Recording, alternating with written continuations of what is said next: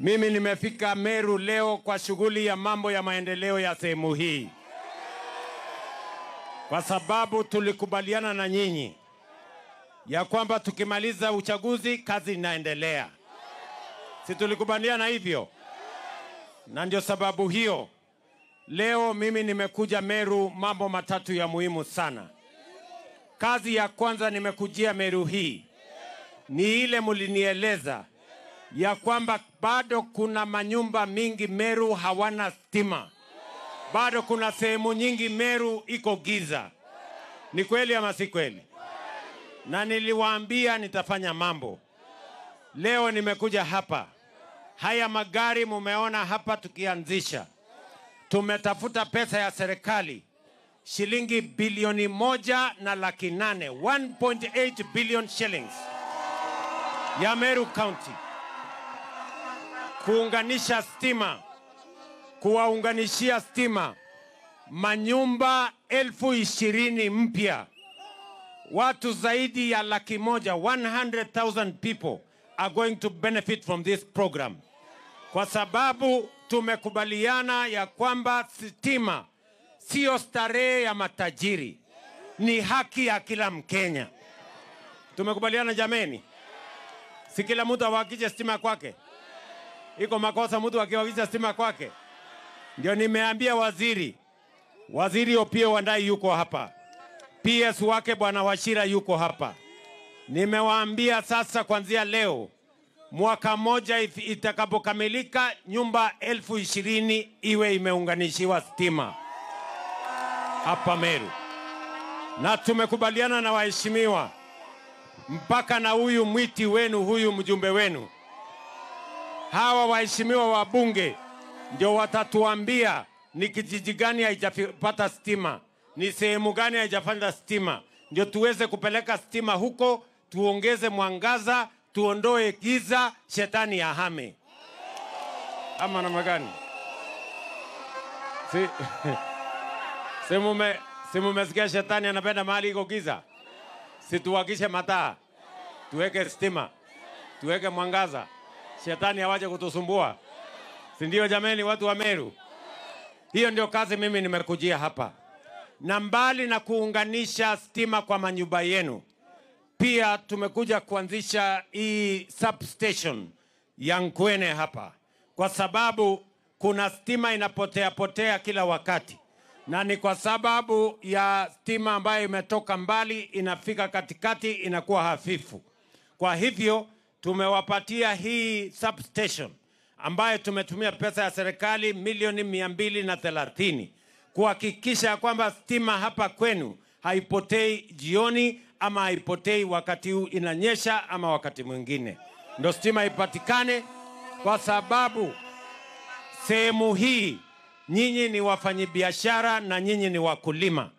Muko na factories ya chai, ni kweli ama si kweli? Muko pia na mahoteli huku. Tunataka hizo hoteli zenu na factories zenu zifanye kazi bila ya matatizo ya mambo ya stima. Leo vile vile nimekuja Meru hii kwa sababu ya mambo ya kuzalisha umeme. Serikali ya Kenya tumetafutana na mwegezaji. Mimi nilienda nchi ya Japan, nikaongea na kampuni ya Japan, wamekubali kuja hapa Meru kutengeneza umeme kutumia wind power.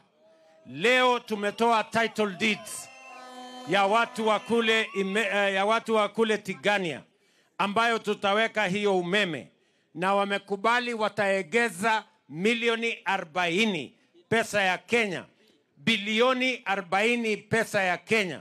Na mimi nataka nimshukuru huyu governor na wajumbe wa hapa.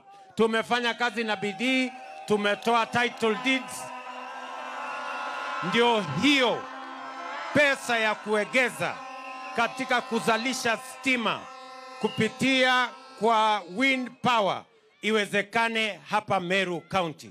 Hiyo ndio kazi mimi nimekujia hapa leo, so that we can have an investment of 40 billion shillings to generate energy in Meru using wind power that is available here in Meru County. Ndio Meru pia ichangie katika kuongeza stima katika mitandao yetu. Watu wa Meru tumekubaliana jameni? Tumekubaliana? Na nimewahakikishia, kwa sababu sasa tumetoa hati miliki, tutakamilisha ile sehemu ilikuwa imebaki hata ya power purchase agreement, ndio hiyo program na uwekezaji iendelee, tuzalishe umeme, tuajiri vijana na tuendelee na kuzalisha uchumi wetu. Tumekubaliana jameni? Leo vile vile nimefika hapa Meru kwa sababu tulikubaliana na nyinyi mambo ya biashara tuendelee mbele. Si ni kweli? Hapa Meru tunawajengea masoko 8 mpya. Leo asubuhi nimeanzisha moja, tumekubaliana na huyu ndugu yetu. Soko ya hapa kwenu vile vile lazima tujenge. Tumekubaliana? Na inajengwa, inaendelea, Mwiti ananiambia inaendelea. Na nitarudi hapa nikuje niangalie, contractor akilegea mpige report kwangu, mimi nitamnyorosha. Ndio maneno iweze kuendelea zaidi. Tumekubaliana? Mimi nimekuja hapa vile vile kwa sababu kuna kazi mlinipatia, si ndio? Si mliniambia nihakikisha kwamba watoto wetu wanasoma, ninyoroshe maneno ya CBC, nihakikisha kwamba kuna walimu wa kutosha, nihakikisha kwamba watoto wetu university wanapata pesa ya kutosha.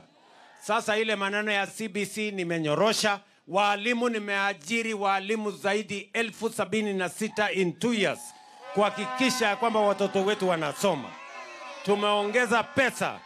Tumeongeza pesa katika university funding, na nimesema ya kwamba katika new university funding watoto wa kutoka jamii ya maskini walipiwe 90% bursary, ili kila mtoto wa Kenya wapate nafasi ya kusoma katika vyuo vyetu. Tumeelewana jameni? Muliniambia vile vile nisimamie kilimo, ni kweli ama si kweli? Nyinyi kama factory yenu ni ya KTDA. Niliwaambia watu wa KTDA walikuwa wanauza mbolea kwa wakulima shilingi 5,000.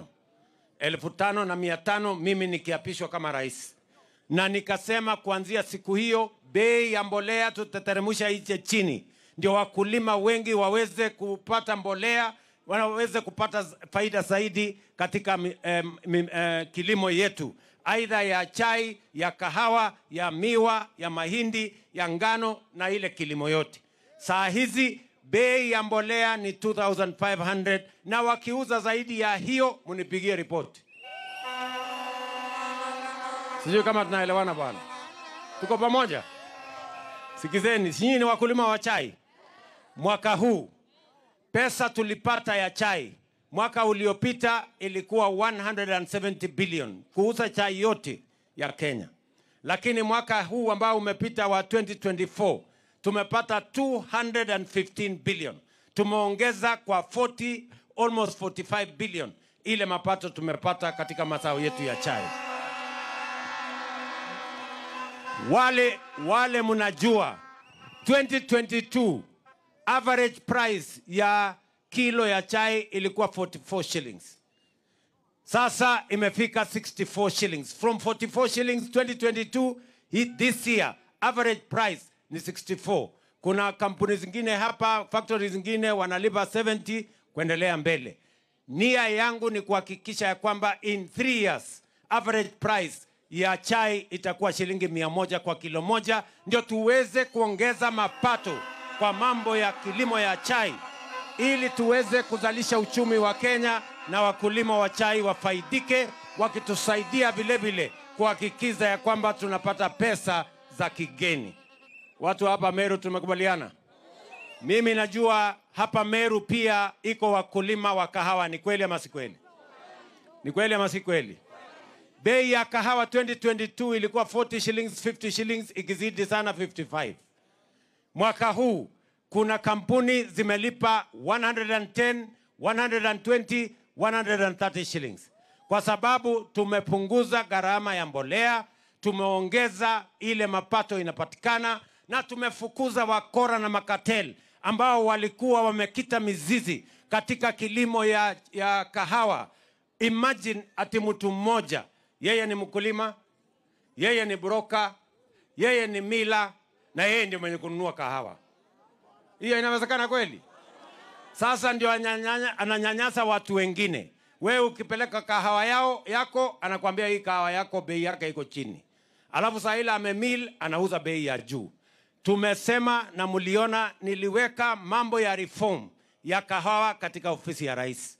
Na nikasema hii kahawa leseni tunatoa moja moja kwa kila mtu. Kama wewe ni mila, chukua leseni ya mila. Hakuna ya broker, hakuna ya kununua. Leo tumeongeza mapato ajabu kwa sababu wale ambao walikuwa wanasimamia hiyo sehemu na ukora na utapeli tumewaondoa. Wakulima sasa watafaidika zaidi, na mimi nataka niwahakikishie kazi hiyo. Nitaweka macho yangu nihakikishe kwamba kilimo ya kahawa inarudi mahali ilikuweko. Tutakuwa tunauza tan 1150 kila mwaka vile tulikuwa tunafanya hapo mbeleni. Watu wa hapa Imenti, mimi nataka niwaulize, mnataka tuendelee na hii kazi ama mnataka tuletewe fitina na mambo ya upuzi? Tuendelee? Tusomeshe watoto? Nipange walimu zaidi? Niongeze pesa ya funding? Nitoe makatel kwa mambo ya biashara ya wakulima? Nifukuze wakora wote? Wangapi wanasema kazi iendelee? Kazi iendelee? Munasema kazi iendelee? Munasema kazi iendelee? Wangapi wanasema kazi iendelee? Jameni, kazi iendelee. Si namna hiyo? Na mimi nawaambia, mimi nimeungana na hawa viongozi wote. Hapa Meru kulikuwa na kizungumkuti. Lakini kwa mapenzi ya Mungu mahakama imefanya mambo, sasa tuko na gavana mpya hapa. Ndio. Mimi nawaomba. Mimi nawaomba. Ndugu zangu watu wa Meru. Ndugu zangu watu wa Meru. Nyinyi mnaona hasara ile inaweza kuja wakati mambo watu wamegawanyika. Mumeona hasara ile iko wakati viongozi wamegawanyika. Hakuna maendeleo, hakuna mpango, hakuna kusonga mbele. Ni kweli ama si kweli? Mimi nawaomba kwa unyenyekevu viongozi na watu wa Meru, musimame pamoja. Sasa mko na gavana mpya, mumuunge mkono, mushirikiane, mufanye kazi pamoja, ndio Meru isonge mbele. Jameni, mtaungana. Tuache siasa ya ugomvi, tuache siasa ya chuki, tuache siasa ya migawanyiko. Meru itaungana. Wangapi wanasema Meru itaungana? Jameni, tufanye kazi kwa pamoja, si ndio? Na mimi nimemwambia gavana, sisi hatuna ugomvi na kina mama. Sisi tunawapenda kina mama sana. Na mimi nilishauriana na huyu gavana nikamwambia, sasa kwa sababu umepata kuwa gavana, tafuta mama pia awe deputy governor. Si amefanya vizuri? Amefanya vizuri? Mpigeni makofi huyu gavana jameni, ametafuta. Sindio? Sindio? Na mimi nataka niwaulize watu wa Meru. Si mumeona ile hasara ugomvi na chuki na migawanyiko inaweza kulete? Ndio mimi nimeamua kama kiongozi wa taifa hii, kwa mapenzi yenu na kwa kura zenu, hata na mimi nitaunganisha taifa lote la Kenya. Niunganishe wa Kenya wote, wa dini zote, wa kabila zote, kutoka kaunti zote, ndio kwa sababu tuweze kupanga mambo ya maendeleo ya taifa letu kwa pamoja. Nyinyi watu wa Meru jameni, na wasihi na nawaomba ya kwamba mkubali, tusikubali siasa ya chuki, migawanyiko na ukabila itutenganishe. Mimi nawaomba kwa unyenyekevu jameni, tufanye kazi kwa pamoja. Na nimeamua ya kwamba Kenya hii nitaunganisha ili sote tuweze kutembea pamoja. Na ndio sababu wakati mliona kulikuwa na msukosuko, nikasema tuweke serikali ya broad based, ya kulete Wakenya wote. Kusiwe na mwenye anagombana huko nje, kusiwe na mwenye ananungunika huko nje. Sisi wote tukae hapa ndani, tupangane, na hii serikali inatutosha sisi wote. Sio lazima mtu aondoke na mwingine apate nafasi. Nafasi iko ya kutosha, sisi wote tukae hapa ndani. Nyinyi watu wa Meru mnasema tuunganishe Kenya ama tutenganishe jameni? Tuunganishe. Hebu nisikie nione wala wanasema tuunganishe taifa letu la Kenya.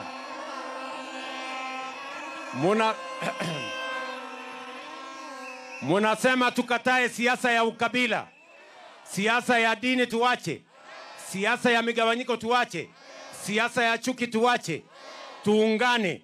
Hiyo ndio mapenzi ya Mungu, kwa sababu umoja ni nguvu, kutengana ni udhaifu. Na ndio sababu hiyo mimi nasema tuungane pamoja. Na mimi nataka niwashukuru nyinyi watu wa Meru, mnatuonyesha by example kwamba hata na nyinyi mmekubali kuungana, ndio Meru ipige hatua ya kwenda mbele. Tumekubaliana jameni? Nasema tutembee pamoja. Niendelee na hii kazi, niwapangie maneno, ndio Kenya iweze kusonga mbele. Watu wa ukabila tuwaache nyuma, wachuki tuwaache nyuma, wale wa migawanyiko tuwaache nyuma. Mimi hapa sasa niko na muungwana anaitwa Profesa Kithure Kindiki, Deputy President wa Republic of Kenya.